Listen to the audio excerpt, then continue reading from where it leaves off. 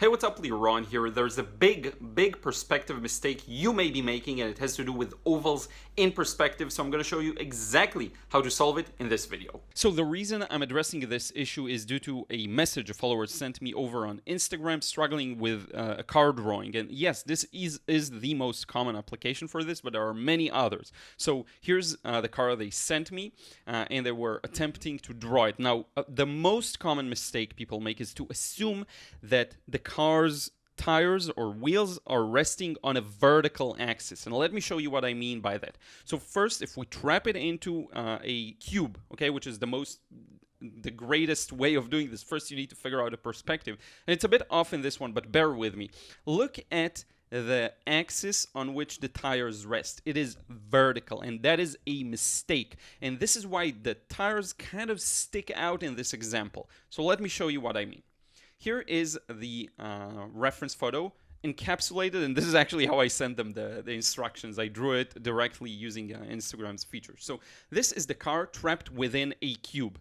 There are multiple ways of doing this. I don't want to get into the technicals of it. I just want you to understand the concept. Okay, now here's how you find where to place the tires, the ovals or circles in perspective. Okay, what you do is first you trap it in a cube like here. Then what you want to do is, if it's going to move to the next photo, figure out the parallel. And let me explain. Do you see this red line right here? Right here. And I'm going to give you two more examples, so don't worry. You will understand everything. This is the line that's connecting the two centers of the tires. What you want to do is find the line that is perpendicular to that, and that is the blue line in this example. And that is the long axis of the car. So instead of the tire being like this, it's actually tilted. And it's very misleading. If you go back to that first picture I showed you, you wouldn't think about it. You'll think, okay, top to bottom, this is the axis. No. It's actually tilted. And look at this drawing. The tires are begging me basically to move them this way because I did a vertical line defining the longest axis of their oval. So again, find a perspective. We'll talk about this in a future video. Then the line that connects the centers of the tires, you want to find the parallel line to that, and not the parallel in space, by the way, perpendicular, sorry, and not a perpendicular line in space, but a perpendicular line visually on paper in 2D, and that is the blue line, and that turns out to be the long axis of the car. And let me show you in the next example. Okay, here's how you add the three-dimensionality of the tire, but forget about that. That's not important. Look at this. This is wrong. The blue line isn't just vertical. It is perpendicular to the red line, which is the line running through the centers of the tires. And look at how correct the tire on the left appears in yellow as opposed to the one on the right. Okay, and this is what I want you to really internalize. Next up, let's look at this Audi. And the more we look at it from extreme angles, the more apparent this is going to be. So if I trap this inside perspective, into a cube, and my cube is a little off, that's fine. Look at the tires here. This is how they are in a vertical way. If you express them vertically, the longest line connecting two edges is vertical. Okay, the longest line in the oval, that's wrong. And look at how off it looks. And let me go back to the previous example and show you. Look at this one. Look at the tire leaning over there to the right, and look at this one. And don't worry, I'm going to overlay it for you in the next example. The higher the angle is, the more extreme perspective you get. Look at this one, okay? And I'm going to link to this picture below because it's not a commercially used. I'm using it as a fair use here. I usually use commercial for commercial. But in any case, look at this one. Look at how much it's going to stick out in this one, okay? So here's me trapping it in a cube. And look at the tires here based on a vertical axis. They look so off. Look at the overlay here. Look at how off they appear to be. Okay, I know you may not even understand when looking at cars or objects in perspective. You may not even understand what is wrong, but something will stick out. Okay, and now look at the right example and look at how tilted the tires are, and look at the overlay. Okay, this is really mind-blowing. Look at how correct it is. Let's go back again. First example.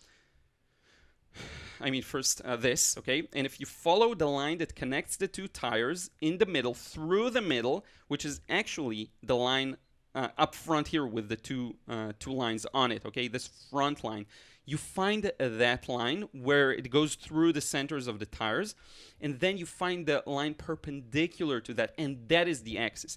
They're not, again, they're not vertical, they're tilted, okay? The line is tilted. And look again at the overlay. Look at the tires in the real car, how tilted they are, and look at what I drew. So off, okay? And now look at this, and look at the overlay for this. Okay, so this is a very, very common issue. A lot of people struggle with it. What you want to do in these examples is figure out a perspective, find a perpendicular line and place it based on that. And this is true for any oval in perspective.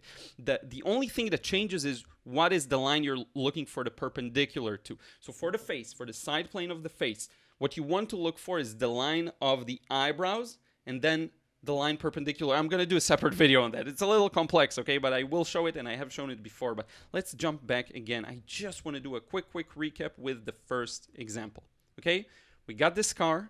It's very mild. The angle is mild, but look at how wrong it looks with the tire vertical aiming. Now look at how correct it looks when the tire is tilted to the side. Always have perspective in mind. I'm not going to go into the technicalities of it in this video. I will do a separate one. I just wanted to do a real quick one that shows you the influence of illusion and how easy it is to fall into this trap. Don't fall into this trap. Now let's wrap it up face to face. So there you have it. This is why your oval circles may look like crap in perspective and look a bit off. Again, I did not go into the technical details too much. I will link here somewhere above a few videos that actually show this in more detail, but understand the key gist of it. Always have perspective in mind. If you're doing curved lines, if you're doing complex shapes, take a few steps back. You will almost never be able to fully eyeball them unless you understand perspective. So try and understand it. The most common mistake is really, I want you to pay attention to when you see an oval or circle very clearly, ask yourself, where is the long axis? How is the oval tilted? And really try and see it and understand why it happens this way. And even if you still don't know on a technical level how to figure it out, even though I showed you quickly with the perpendicular line, because it will present itself in different ways in different kinds of scenes and subjects. Even if you don't know how to do it, please just try and understand what looks off so that you will know what to look for and perhaps even what content to look for here on YouTube for tutorials and stuff like that. I really encourage you to dive deeper on ovals in perspective if that's something you want to improve at. I really do think it's important because everything has a bit of a rounded shape to it, and just understanding the basics will help you to draw and sketch so many things more accurately, which will definitely feed into your watercolors, making them better as well. So in any case, I hope you enjoyed this one. Don't forget to like this video and subscribe if you enjoyed it. If you still aren't subscribed, leave a comment below. Let me know your thoughts. Let me know what else you want me to talk about in the future, and I will see you again in the next vid real soon.